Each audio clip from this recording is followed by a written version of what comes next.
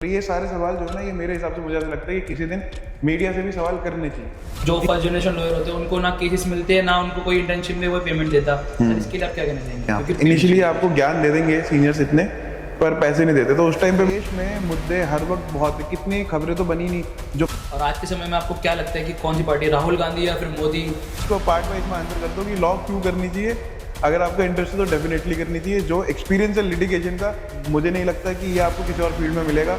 जो बोल्डनेस आती है, जो आपको प्रेजेंस ऑफ माइंड आता है, एक क्राफ्टमैनशिप आती है, ये मुझे लगता है एक पीस ऑफ आर्ट है। क्रॉस एग्जामिनेशन करना, एक रश मिलता है, एड्रेनलिन रश मिलता है जब कोर्ट में आप रिलीफ लेके आते हो, बेल पे आर्ग्यूमेंट कराते हो, सजेशंस प्रूफ करते हो, वो चीज़ें, वो जो एक फीलिंग है ना, उसके लिए लॉ करनी चाहिए। आप सबका स्वागत है हमारे पहले पॉडकास्ट शो में, जिसका नाम है द एसएस टॉक शो, जहां आज हम बात करने वाले हैं लाइफ, फिलॉसफी और थोड़ा हार्ट ब्रेक के बारे में। मैं आपका दोस्त शिवराय और मैं हूं शिवम। आज हमारे साथ पहले ही शो में जुड़ चुके हैं बहुत ही खास मेहमान। प्लीज वेलकम एडवोकेट यश रावत। शुक्रिया भाइयों, बहुत बहुत शुक्रिया। कैसा लगा सर आज आपको हम आकर हमारे शो में? भाई मुझको बहुत अच्छा लगा कि आप लोगों ने मुझे अपने पहले एपिसोड पे बुलाया। मतलब श्री गणेश के लिए आपने मेरे को बुलाया, ये इसको मैं अपनी एक जीत मानता हूँ कि फ़ोन स्क्रीन से निकल के अगर मैं आपके सामने आके बैठा हूँ तो कहीं ना कहीं मैं जुड़ पाया हूँ लोगों से। बहुत अच्छा लग रहा है मुझे। सर आपके लीगल करियर की शुरुआत कैसे हुई? ये आपको कहाँ तक ले जाएगा आगे? शुरुआत देखो, शुरुआत तो बेसिकली वैसी है कि जब मैंने लॉ कॉलेज में एडमिशन लिया था, पर इसकी काफ़ी एक फ़नी स्टोरी है। क्योंकि जब मैं स्कूल में था तो इनिशियली जैसे मेरा इंटरेस्ट था, मतलब मेरे को बहुत क्लियर नहीं था बचपन में। हमारे टाइम पे इतनी काउंसलिंग नहीं होती थी, करियर काउंसलिंग नहीं थी, तो मुझे नहीं पता था कि जो मेरी ये स्किल है इसको इस प्रोफेशन में यूज़ करा जा सकता है। मुझे था कि मैं बातें अच्छी कर लेता था लोगों से, तो मैं क्लास में वो था कि सबके साथ बैठा है, सबके साथ बात कर रहा है, टीचर्स के साथ बैठा है, गार्ड के साथ बैठा है, जिसके साथ बैठा है उससे बात कर रहा है। पर क्योंकि उस टाइम में चलता आ रहा था कि साइंस लेनी है और बीटेक करनी, बहुत प्रबल था, तो इस वजह से मैं साइंस में चला गया। पर वहाँ मेरा कभी मन लगा नहीं। एक मोहतरमा से हमारा दिल लग गया था उन दिनों, अरे तो उन्हें प्रपोज करने के चक्कर में मैंने अपना मैथ्स का बोर्ड का पेपर बीच में छोड़ दिया था। अरे वाह 1.5 घंटा मैंने वो पेपर लिखा, 1.5 घंटे में पेपर वो मैं छोड़ के उसके सेंटर पहुंच के उसे प्रपोज करने लगा, तो मेरे मार्क्स आए नहीं। तो मेरे बीटेक में जो एडमिशन हो भी रहा था बहुत दूर था, तो फिर मुझे ध्यान आया कि लॉ भी तो मुझे करनी थी। तो मैं एक लड़की के चक्कर में लॉ में मैंने एडमिशन लिया था उस टाइम। तो उन्होंने रिजेक्ट कर दिया? नहीं, ऐसे नहीं था भाई, दिल टूटा बाद में है। इसकी भी एक कहानी है, इसकी भी एक कहानी है। दिल टूटा बात अलग है, लेकिन ना कभी नहीं हुई तुम्हारे भाई की। आप प्रोफेशन से एक एडवोकेट हैं हाँ जी।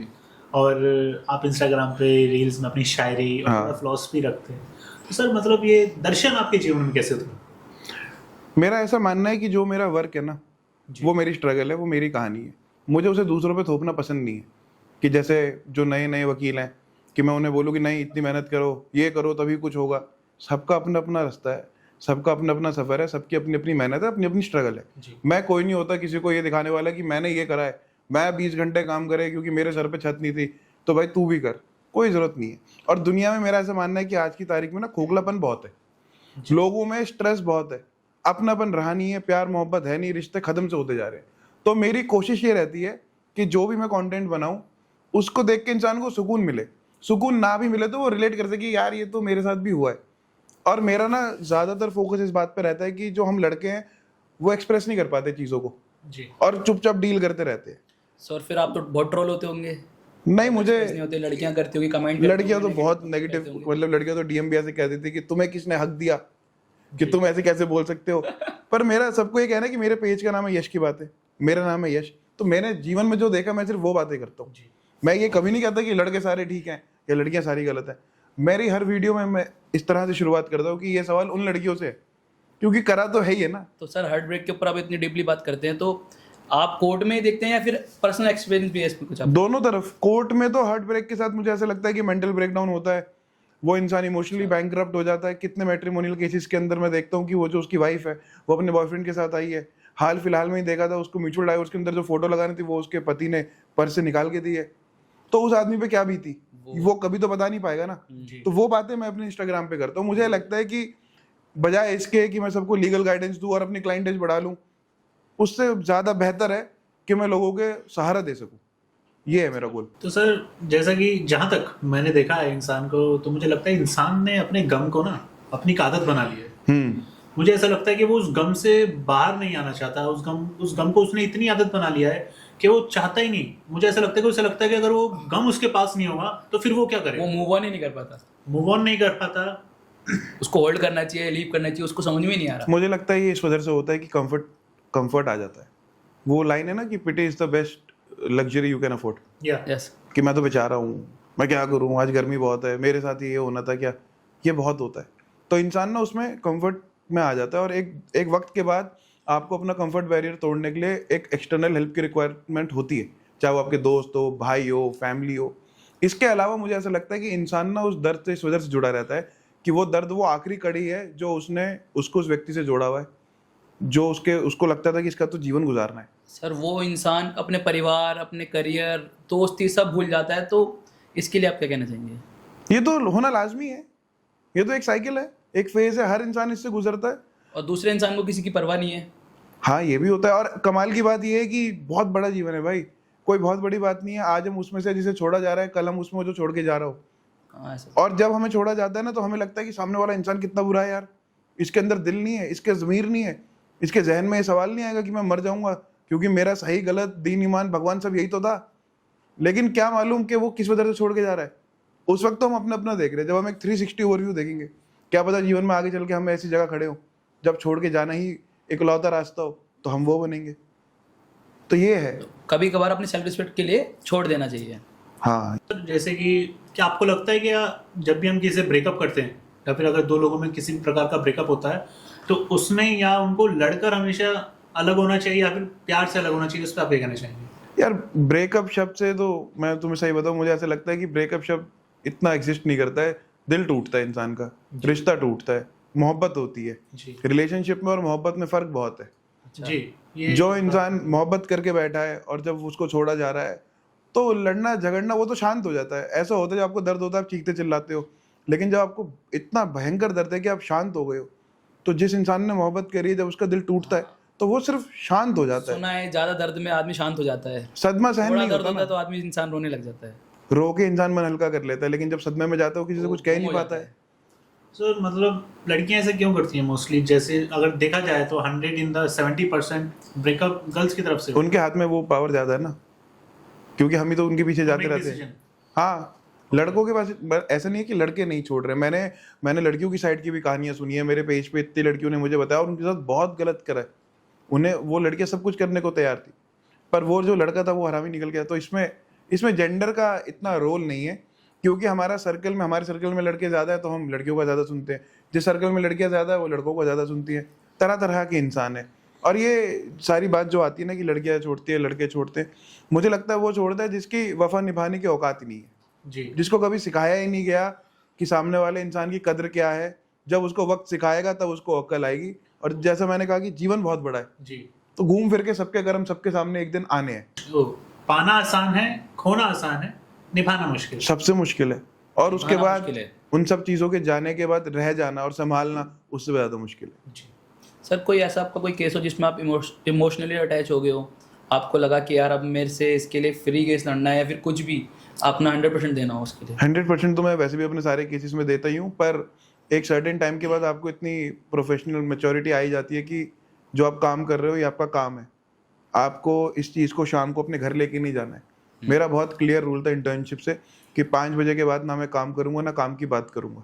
मेरा क्योंकि कोर्ट में तो नेगेटिविटी है ना, नेगेटिविटी है, कोर्ट में कोई खुश होके तो आ नहीं रहा है। कुछ हो गए, सब परेशान होके ही आ रहे हैं। जो सुबह से आया है, किसी का घर टूट रहा है, किसी के घर पे कब्जा हो गया, किसी के भाई को गोली लग गई, किसी के पैसे मर गए, किसी की बीवी भाग गई, इफेक्ट नहीं होने देता। तो सर अच्छा वकील कैसे ढूंढ सकते हैं एक आम नागरिक? भाई ये तो नसीब है, मेरा ऐसा मानना है। अच्छा पार्टनर और अच्छा वकील, अच्छा डॉक्टर, ये उन्हीं को मिलता अच्छा पार्टनर और अच्छा वकील, है। ये सारी चीज़ें मेरे हिसाब से आपकी जो वर्ड ऑफ माउथ होता है ना, इसका बड़ा फर्क पड़ता है कि मैं आज जो काम कर रहा हूँ, कि मैं जिन लोगों को जो रिलीफ दिला रहा हूँ, आप बाहर जाके जब ये मुझे रेफर करेंगे तो उसी से काम आएगा और उसी से बेटर भी रहेगा। तो सर जैसा कि लॉ और फिलॉसफी दोनों ही मोस्टली लॉजिक के ऊपर बात करते हैं, हाँ।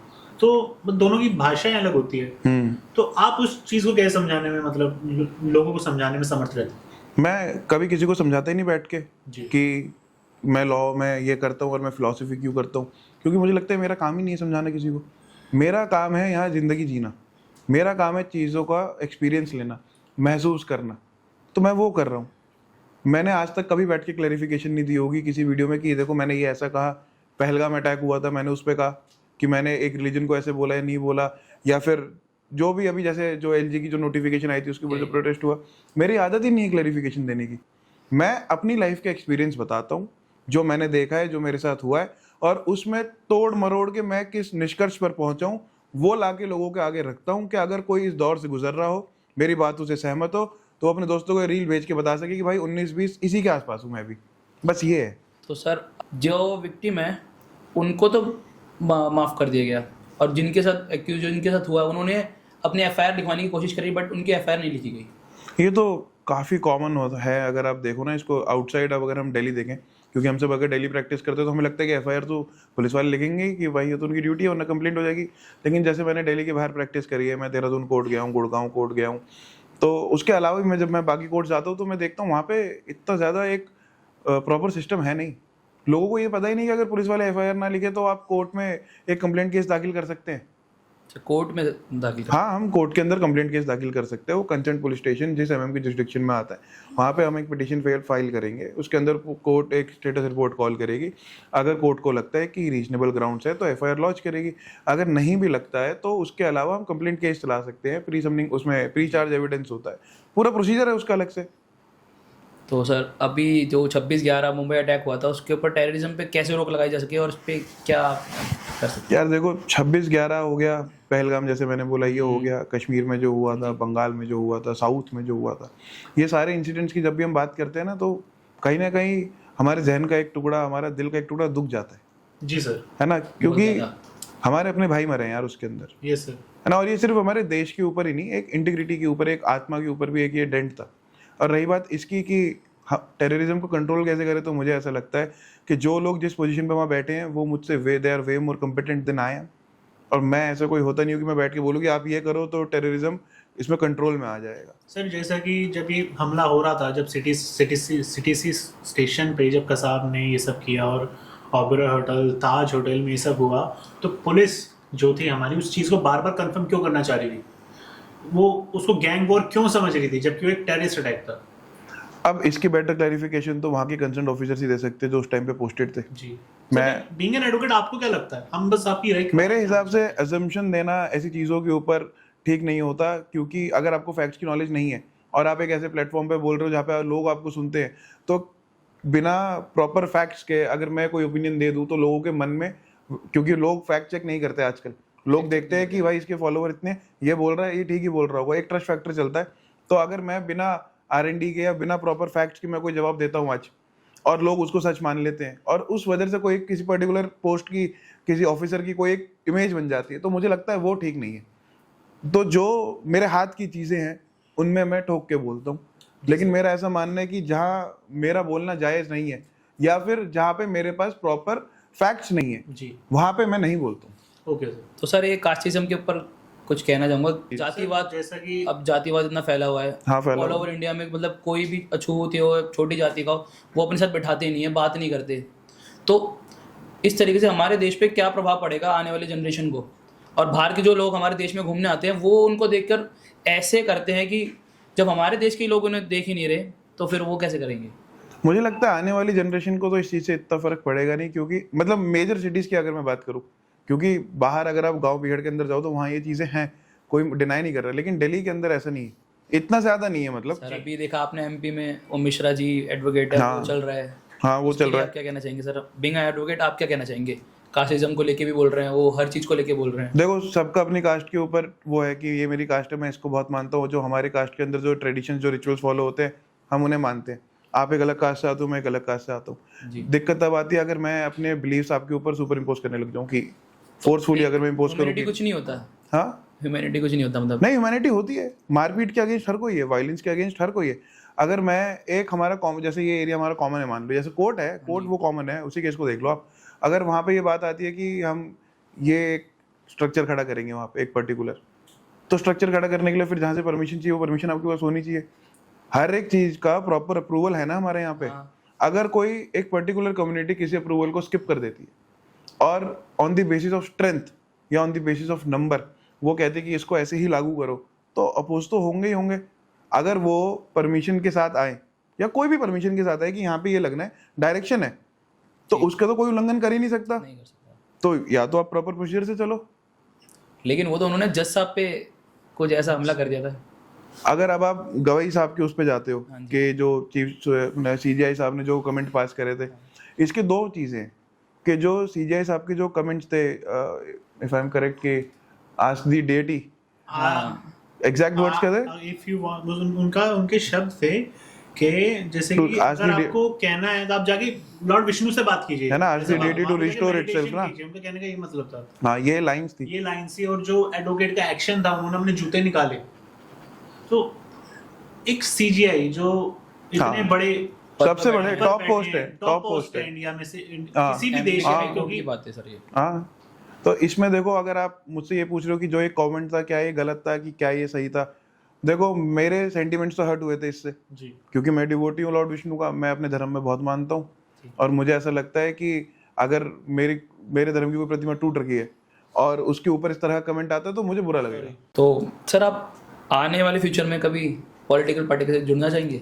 पॉलिटिकल हाँ, बिल्कुल जुड़ना चाहूँगा, मेरा तो बहुत तो इंटरेस्ट है आप- पॉलिटिक्स में। मैं इनफैक्ट 2027 में जो अभी हमारे कोर्ट के इलेक्शंस होते हैं, आपको पता होगा, हाँ जी। तो दिल्ली बार एसोसिएशन डीबीए के अभी इलेक्शंस होंगे 2027 में 30 तारीख में, हाँ। तो मैं उसमें मेंबर एग्जीक्यूटिव के लिए कंटेस्ट भी करूंगा।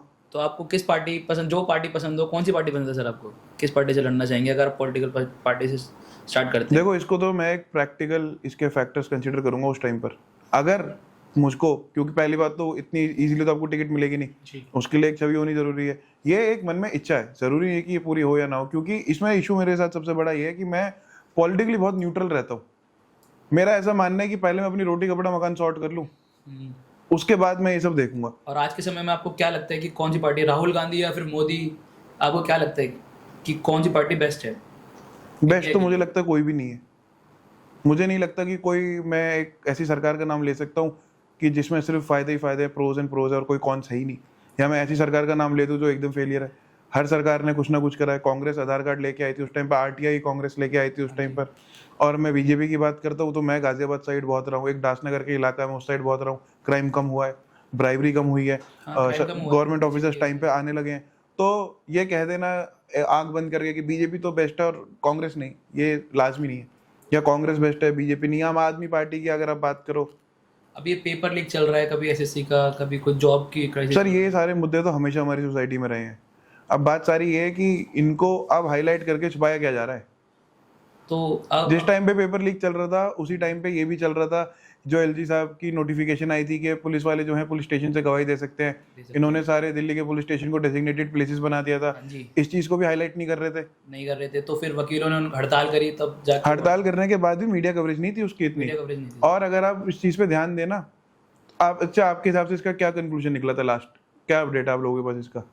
जहाँ तक मुझे पता लगा था, according to my seniors, like LG इस पे विचार करेंगे, एंड हड़ताल रुक गई थी। लास्ट जो एक मंडे हुई थी, जो हड़ताल हुई थी, उसके बाद जो हड़ताल हुई नहीं, जहाँ तक मुझे लगा था ये फिर नोटिफिकेशन एक बार और मंडे को हुई थी, फिर नहीं हुई।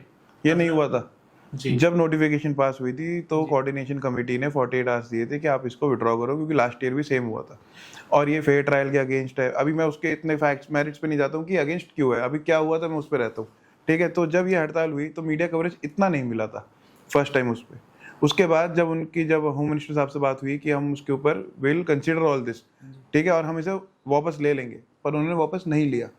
उसके बाद फिर जब हड़ताल हुई और जब इस स्टेज पे आ गई बात कि दिल्ली, ऑल ओवर दिल्ली के लॉयर्स आएंगे और प्रोटेस्ट करेंगे, तब जो पुलिस कमिश्नर साहब है वो एक इंटीमेशन देते हैं कि कोई भी पुलिस वाला कोर्ट जाके गवाही नहीं देगा। हालांकि he is not the competent authority.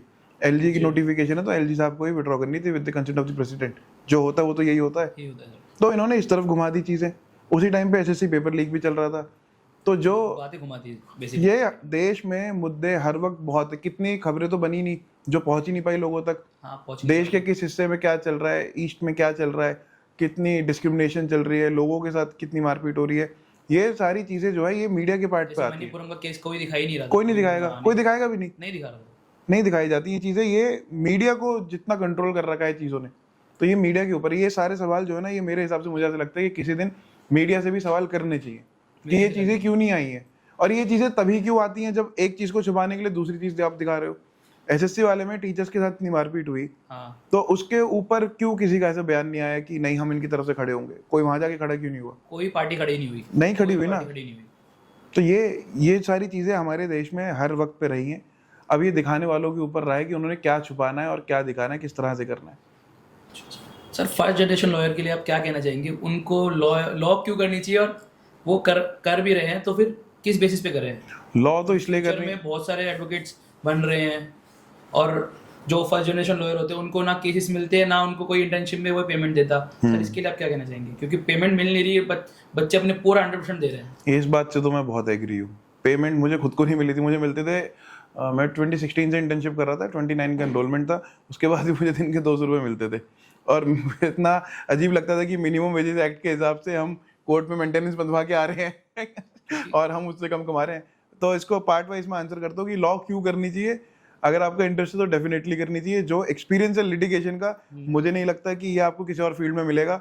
जो बोल्डनेस आती है, जो आपको प्रेजेंस ऑफ माइंड आता है, एक क्राफ्टमैनशिप आती है, ये मुझे लगता है एक पीस ऑफ आर्ट है। क्रॉस एग्जामिनेशन करना, एक रश मिलता है, एड्रेनलिन रश मिलता है जब कोर्ट में आप रिलीफ लेके आते हो, बेल पे आर्ग्यूमेंट कराते हो, सजेशंस प्रूफ करते हो, वो चीजें, वो जो एक फीलिंग है ना, उसके लिए लॉ करनी चाहिए। नॉलेज भी हो जाती है, कहने का मतलब ये है। हाँ, वो तो है। आपको कोई इसमें गलती से दबा नहीं सकता कि आपको मिसगाइड नहीं कर सकता कोई आगे नहीं कर सकता कहने कि ये नहीं कर सकते तुम। मैं क्यों नहीं कर सकता, किस प्रोविजन के हिसाब से नहीं कर सकता, आपको हर एक चीज पता चल जाती है।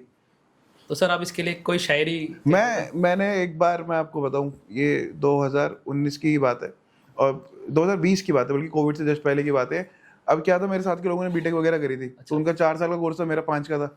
तो वो सबकी जॉब लग चुकी थी, 1 साल हो चुका था, सबके पास पैसे सही थे। और हमारी फील्ड में पैसे नहीं है इनिशियली में, तो आगे जाके भी पैसे तो हैं, वो तो हर जगह। देखो, आप मेहनत करोगे रिवॉर्ड मिलेगा सर। लेकिन इनिशियली नहीं मिलता हमारे यहाँ पे। इनिशियली आपको ज्ञान दे देंगे सीनियर्स इतने, पर पैसे नहीं देते। तो उस टाइम पे मैं ऐसे सोच रहा था कि यार सब ट्रिप पे जा रहे हैं, है ना, किसी ने बाइक ले लिया, किसी ने आईफोन ले लिया लेटेस्ट, और मेरे फोन की स्क्रीन भी टूटी है, मेरे पैसे वैसे नहीं है। बाइक पे मेरी बाइक में पेट्रोल का एक डंडे से ऊपर नहीं जा पाता था, क्योंकि पैसे 200 मिलते थे।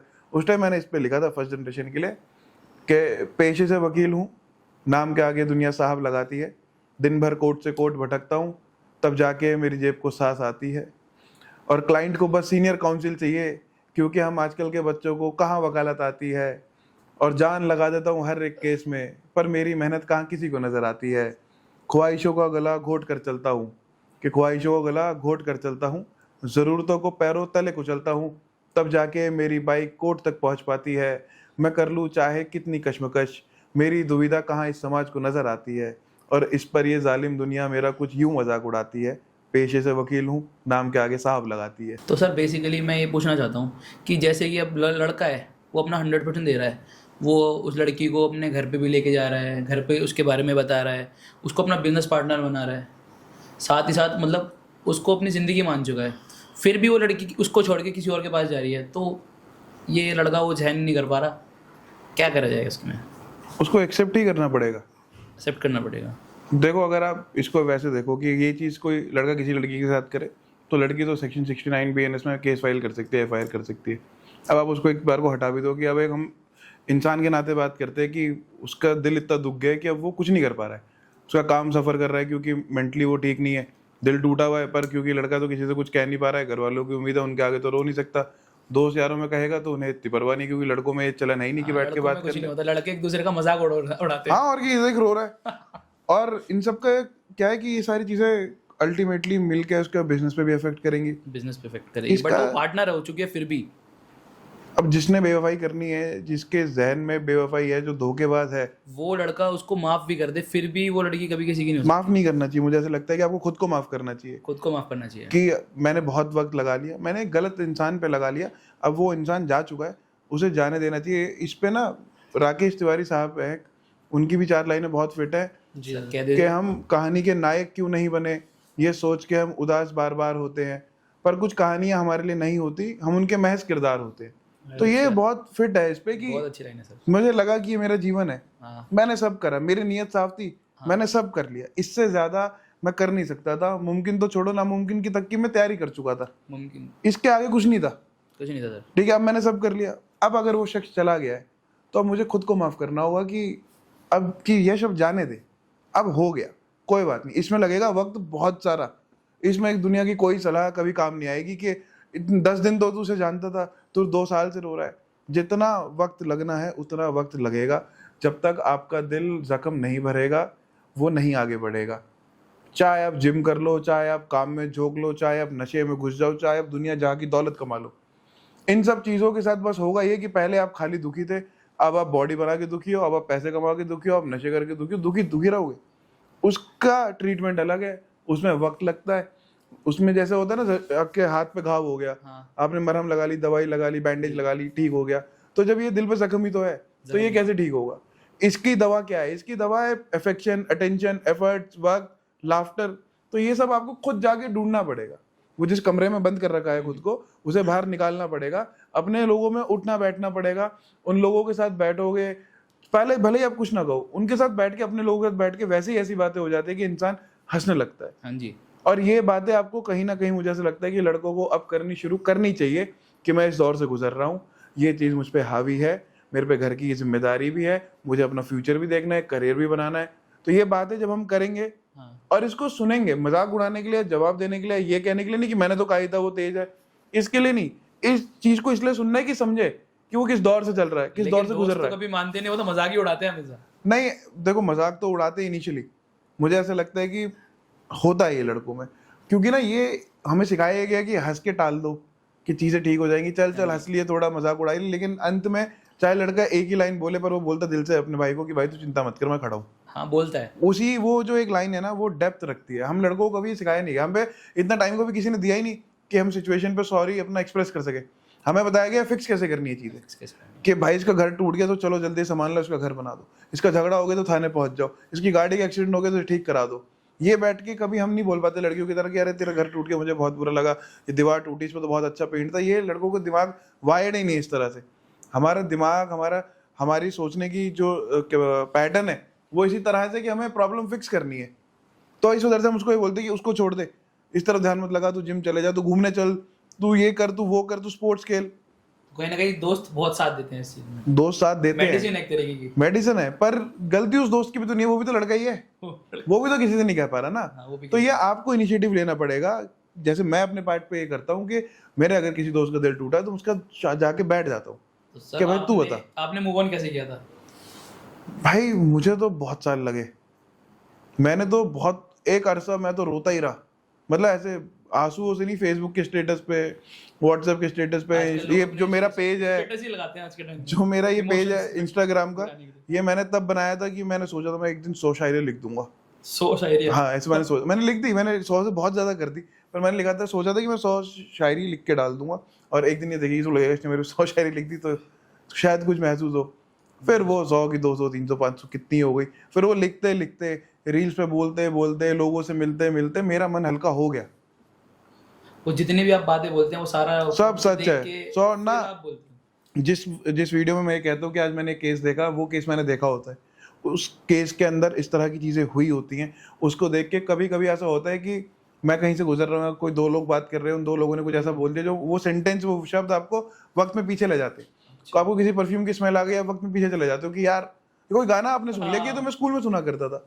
तो वो जो कोर्ट में उस केस में जो बातें हो रही हैं, वो बातें मुझे मेरे जीवन में पीछे ले जाती कि यार ये बात तो मैंने भी करी थी। उसके अलावा जो अपनी वीडियोस के अंदर मैं जो शायरी करता हूँ, जो मैं कहता हूँ कि मेरा ये मानना है, वो मेरे 100% खुद के तजुर्बों के ऊपर की गई बातें हैं, कही गई बातें, वो है, वो मेरा एक्सपीरियंस है, मेरे साथ हुआ है, मैंने देखा है, मैंने महसूस करा है, तो इस वजह से मैं बोलता हूँ।